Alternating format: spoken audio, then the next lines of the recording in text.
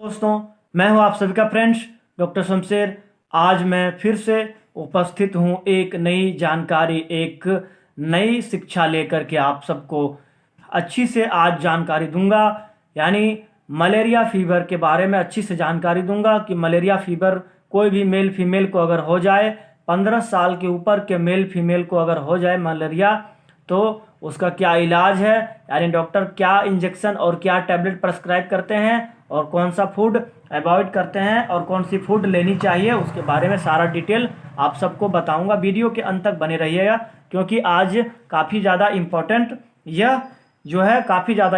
यह वीडियो होने वाली है फ्रेंड्स।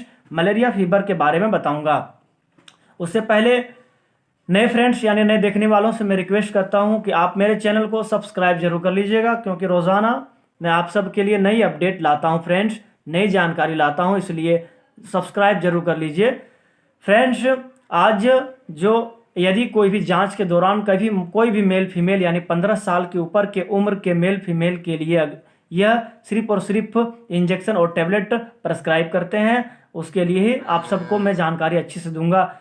यदि कोई भी मेल फीमेल को अगर जांच के दौरान में यानी जांच करने के बाद अगर मलेरिया फीवर निकलता है, पॉजिटिव आती है, यानी मलेरिया जांच यानी होने के बाद यानी ब्लड सैंपल लेने के बाद जांच हो जाए, तो उसके बाद अगर मलेरिया फीवर आता है यानी मलेरिया बुखार जांच के दौरान आ गई है, यानी मलेरिया हो गई, मलेरिया से ग्रसित हैं कोई भी मेल फीमेल, तो उसके लिए सबसे पहला जो इंजेक्शन है, एक इंजेक्शन यानी 2 इंजेक्शन और आपको कुछ 2 इंजेक्शन और आपका जाकर के 3 तरह के आपको टैबलेट और कैप्सूल कुछ बताऊंगा, उसको यानी कि मलेरिया ठीक हो जाता है जड़ से। इसके बारे में अच्छी से जानकारी दूंगा। वीडियो को पूरा जरूर देखिएगा क्योंकि आधा अधूरा देखिएगा तो पूरी बात आपको समझ में नहीं आएगी फ्रेंड्स।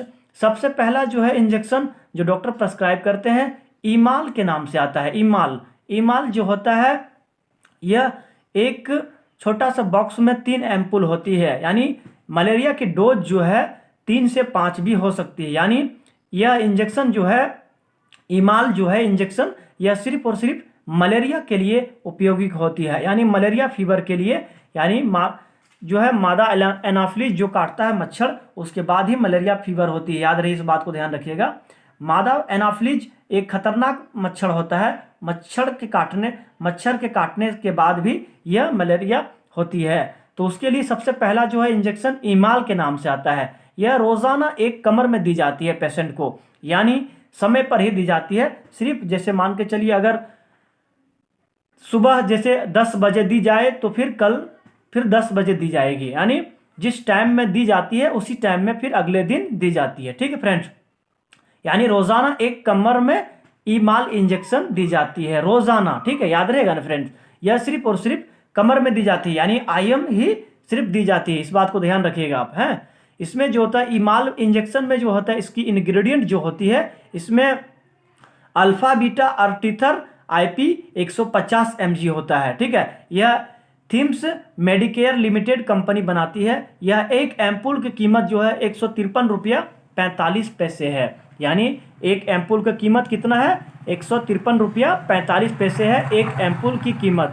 ठीक है फ्रेंड्स, और दूसरा जो इंजेक्शन है यह IV दी जाती है। दूसरा इंजेक्शन कौन सा है, यह इंजेक्शन जो है आपका जाकर के टैक्सिम के नाम से आता है। टैक्सिम 1 ग्राम जो है इंजेक्शन रोजाना IV दी जाती है। याद रहे, यह इंजेक्शन सिर्फ और सिर्फ IV दी जाती है, यानी IM भी दी जाती है, लेकिन IM देने के बाद काफ़ी ज़्यादा दर्द होती है, इसलिए सिर्फ और सिर्फ IV दी जाती है। 1 ग्राम IV यानी टैक्सिम के नाम से आता है। टैक्सिम 1 ग्राम रोजाना IV दी जाती है पेशेंट को। ठीक है फ्रेंड्स, यह टैक्सिम जो है इसकी जो MRP होती है, यानी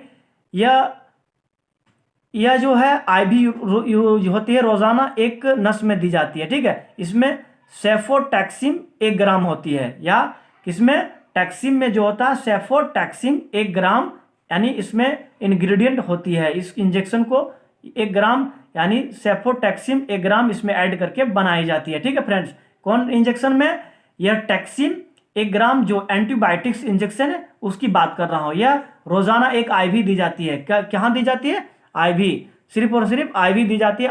IM भी दी जाती है, लेकिन IM देने के बाद बहुत ज़्यादा दर्द होती है, इसलिए सिर्फ IV दी जाती है, ठीक है। उसके बाद फ्रेंड्स जो है तीसरा जो है आपको टैक्सिम OF के नाम से आता है टैबलेट, ठीक है। टैक्सिम OF, क्या टैक्सिम OF के नाम से आता है तीसरा जो आपको बताएं वह टैबलेट। जो यह टैबलेट जो होती है इसमें सिफिक्सिम IP 200 mg होता है और ऑफ्लॉक्सासिन IP 200 mg होता है, ठीक है। इसमें टैक्सिम OF में इसकी MRP जो है 209 रुपया है। यह 10 कैप्सूल 1 स्टेप में होती है, यानी 10 टैबलेट 1 स्टेप में होती है, यानी टैक्सिम OF जो है 10 टैबलेट 1 स्टेप में होती है, ठीक है। इस 10 टैबलेट की कीमत जो है 209 रुपया है। यह एल्केम कंपनी बनाती है, इसकी जो है निर्माता जो है एल्केम कंपनी इसको बनाती है, ठीक है फ्रेंड्स। और जो आपको चौथा जो बताने जा रहे हैं डोलो 650 mg के नाम से आता है। डोलो 650 mg टैबलेट जो है उसके नाम से आता है। क्या आता है? डोलो 650 mg टैबलेट के नाम से आता है। इसमें पैरासीटामोल होता है, ठीक है, जिसमें पैरासीटामोल 650 mg होता है, किसमें? डोलो टैबलेट में, ठीक है। यह एक टैबलेट सुबह को, एक टैबलेट शाम को दी जाती है, ठीक है फ्रेंड्स। और जो टैबलेट बताएं टैक्सिम OF जो बताएं उसको भी एक टैबलेट सुबह को, एक टैबलेट शाम को दी जाती है खाना खाने के बाद। और यह डोलो 650 mg जो पैरासीटामोल टैबलेट बताएं यह बुखार रहने पर एक टैबलेट सुबह को, एक टैबलेट शाम को दी जाती है और बुखार नहीं रहने पर नहीं दी जाती है, इस बात को ध्यान रखिएगा, ठीक है। यानी सिर्फ और सिर्फ टैक्सिम OF जो बताएं यह लगातार कंटिन्यू दिया जाता है पेशेंट को, एक टैबलेट सुबह को, एक टैबलेट शाम को, ठीक है फ्रेंड्स। और ये जो डोलो 650 mg टैबलेट बताएं यह बुखार रहने पर ही दी जाती है, एक टैबलेट सुबह को, एक टैबलेट शाम को खाना खाने के बाद। और बुखार नहीं रहता है तो नहीं दी जाती है, इस बात को ध्यान रखिएगा, ठीक है। और पांचवा जो बताने जा रहे हैं ओमीफॉर्ड 20 mg के नाम से आता है, ठीक है। यह कैप्सूल होता है फ्रेंड्स, इसमें ओमेप्राजोल 20 mg होता है, यानी ओमेप्राजोल IP 20 mg होता है। यह 1 स्टेप में 15 कैप्सूल होता है, ठीक है। इसकी जो निर्माता है जॉन ली फार्मा कंपनी बनाती है, ठीक है। यह रोजाना एक कैप्सूल सुबह को खाली पेट दी जाती है, यानी कब दी जाती है? ध्यान रखिएगा इस बात को, सुबह को, ठीक है, सुबह को खाली पेट दी जाती है।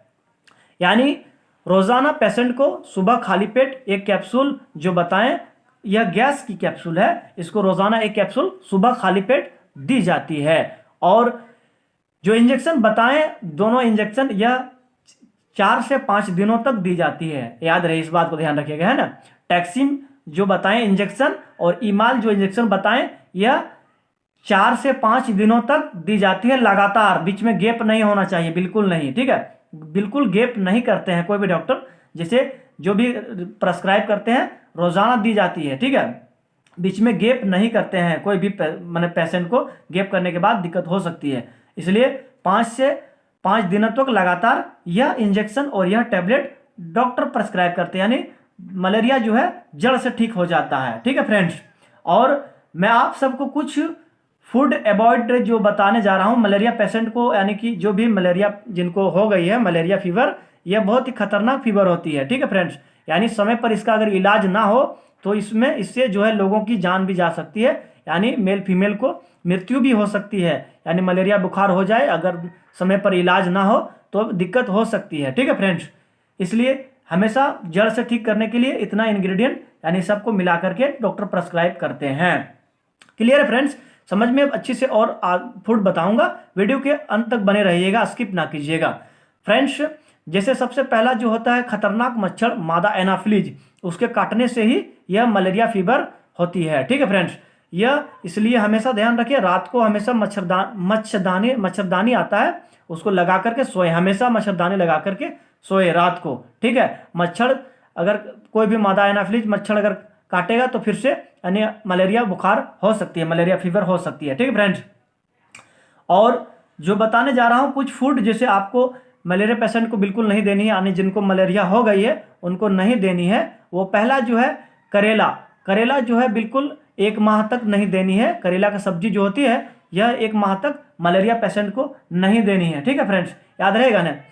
उसके बाद दूसरा जो है एक फूड और बताने जा रहा हूँ, जैसे मछली जो होता है, फिश बिल्कुल 1 माह तक नहीं देनी है, बिल्कुल नहीं दी जाती। यानी डॉक्टर जो जहाँ तक मैंने कहते हैं कि इसको मछली लेने के बाद फिर से बुखार आ सकती है, इसलिए मछली बिल्कुल नहीं दी जाती है। ठीक है फ्रेंड्स।